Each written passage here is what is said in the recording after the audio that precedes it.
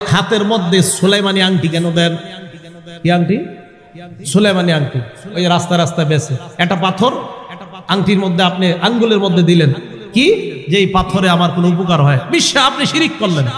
এই বিশ্বাস যদি পাথর আপনার কোনো উপকার করতে পারে, বিশ্বাস বাস আপনি শিরিক করছেন।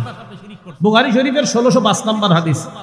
এই হাদিসের মধ্যে আসছে হযরত ওমর ফারুক রাদিয়াল্লাহু তাআলা কাবা শরীফ তওয়াফ করতেছে। কাবা শরীফে একটা পাথর আছে, কি জানি নাম? হজরে হাজী সাহেব কারা কারা চুমা দিয়েছেন? হ্যাঁ, আছেন না? মাশাআল্লাহ।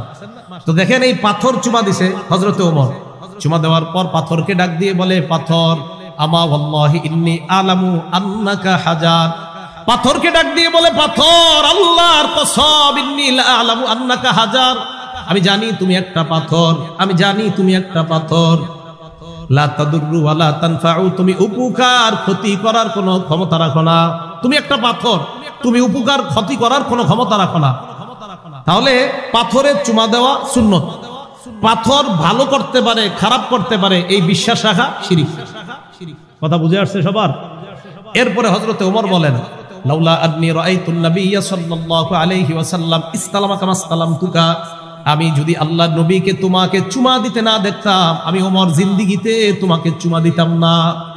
নবী তোমাকে চুমা দিয়েছেন, তাই সুন্নত হিসাবে পাথর আমি তোমাকে চুমা দিলাম। এর মানে এই না তোমার মাঝে উপকার ক্ষতি করার ক্ষমতা আছে, এই বিশ্বাস আমার নাই। তাহলে পাথর উপকার ক্ষতি করার ক্ষমতা আছে বলেন?